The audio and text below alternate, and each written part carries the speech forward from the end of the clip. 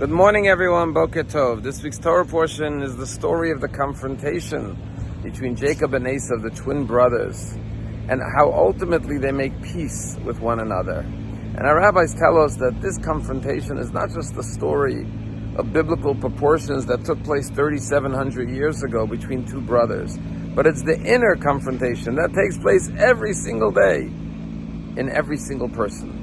You see, every one of us has two inclinations, the Yetzer Tov and the Yetzer Hara, the good inclination and the evil inclination, represented by Jacob and Esau, or in Hasidic terminology, the godly soul and the animal soul. And these two souls are in constant battle with one another. We have positive, noble, righteous, sublime impulses, thoughts, feelings, drives, and then we have negative, debased thoughts, feelings, and inclinations. And the two of them are wrestling with one another. And just like in this week's Torah portion, Jacob prevails over his brother Esau, the archangel of Esau when he's attacked, but he extracts a blessing from him.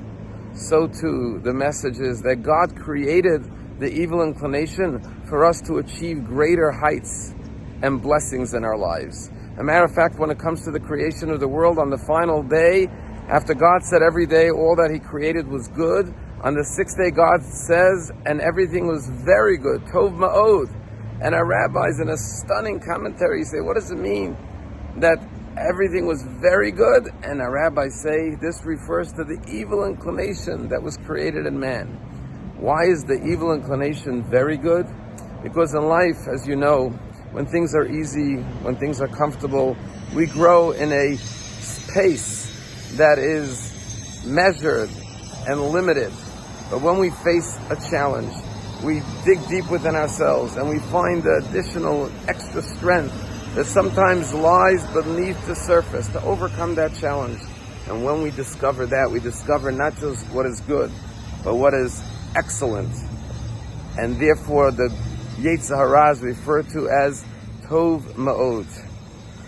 And this is the story of Yisroel.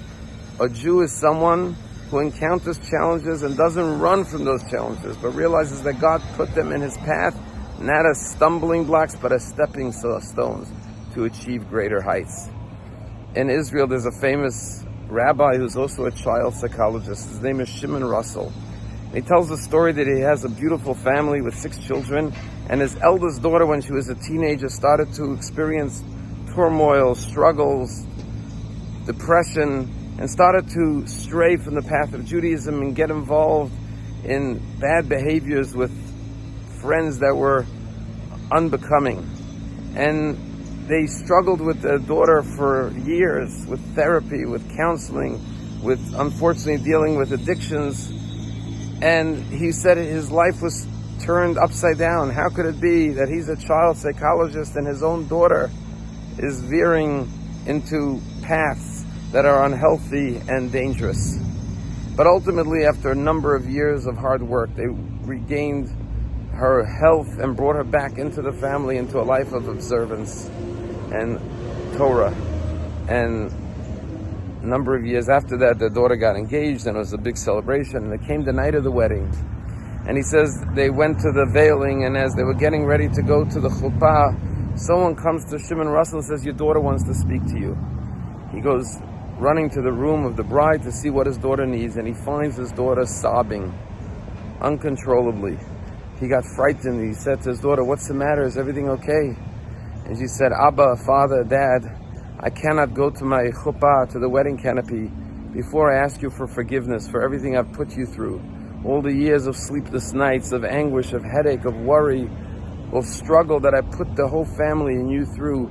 Before I go to the chuppah, please forgive me. And Shimon Russell said he started to cry. And he hugged his daughter and he said, you don't have to ask me for forgiveness. I have to thank you, because you're the one who taught me what does it mean to love your child unconditionally. You made me a better person. You made me a better father, a better husband, a better human being, a better Jew. Thank you for the gift that you gave me. No one wants struggle. Nobody welcomes struggles.